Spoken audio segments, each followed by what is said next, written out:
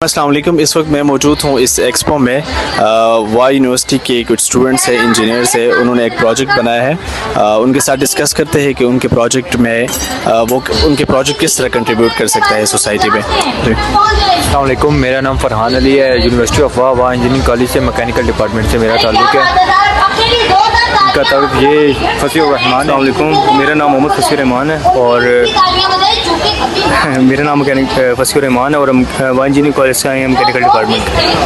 Okay, आप लोग project के बारे में बताएं, क्या प्रोजेक्ट है? बेसिकली ये हमारा प्रोजेक्ट है, CPR मशीन है। बेसिकली आप साथ देखें, अगर थोड़ा सा कैमरा ले जाके ना 1122 वालों ने ना यहाँ पे एक कैंप रखा हुआ है जिसमें उन्होंने CPR की ट्रेनिंग दे रहे हैं। बेसिकली वो ट्रेनिंग है ट्रेडिशनल मेथड जो कि हैंड से हम पंपिंग करते हैं। उसका ये है कि मेथड का 30% एफिशिएंसी आती है और उसका एक ड्रॉबैक ये है कि उससे रिब केज को नुकसान होता है। मीन्स अगर मैं आप अभी ट्रेनिंग लेके आए हैं और आप मेरे पे अप्लाई करते हैं, आप लेट से 20 न्यूटन से आप फोर्स लगा रहे हैं मेरे पे, अब आपके पास एक बच्चा आ जाता है। अब उन्होंने आपको ये चीज़ नहीं बताई होती, आप एग्जैक्ट वो अमाउंट नहीं लगा सकते जो बच्चे को चाहिए होती है। तो उसलिए हमने एक मशीन डिज़ाइन की है। वो सबसे पहले हमारा वो वाला था, फर्स्ट प्रोजेक्ट था, ये हमारा फाइनल प्रोजेक्ट है। उसमें ये है कि वो जो है मशीन है ना, वो 16 टू अबव जितने जिसके है ना पर्सन उन पे एप्लीकेबल है।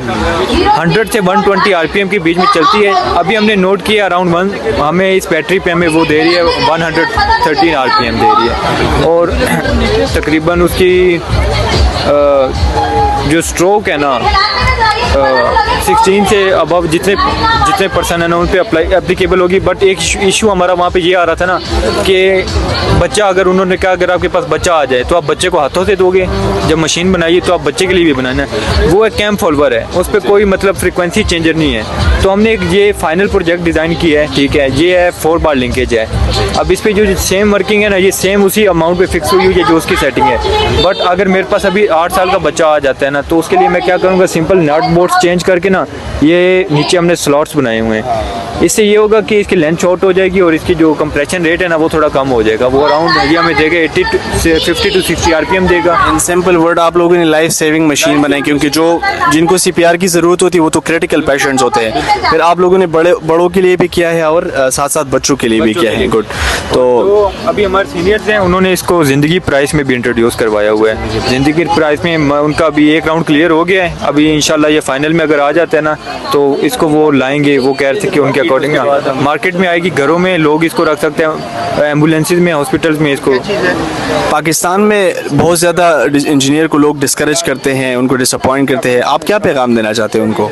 नहीं, ये बात ऐसी है क्योंकि स्टार्टिंग में मैं भी था, इंजीनियरिंग मैंने अभी ज्वाइन नहीं की थी, तो मुझे भी कहते थे इंजीनियरिंग का स्कोप नहीं है। बट माशाल्लाह पाकिस्तानी अवाम के पास टैलेंट है।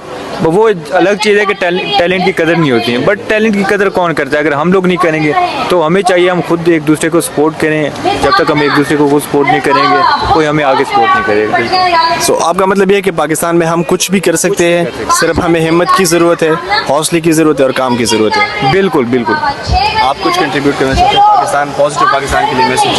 पाकिस्तान के लिए मैसेज, पाकिस्तान में स्टूडेंट्स हर काम कर सकते हैं और स्टूडेंट्स को चाहिए कि अपनी प्रोडक्ट्स को आगे लेकर आएँ और मार्केट में इंट्रोड्यूस करवाएं। Thank you so much. बहुत शुक्रिया।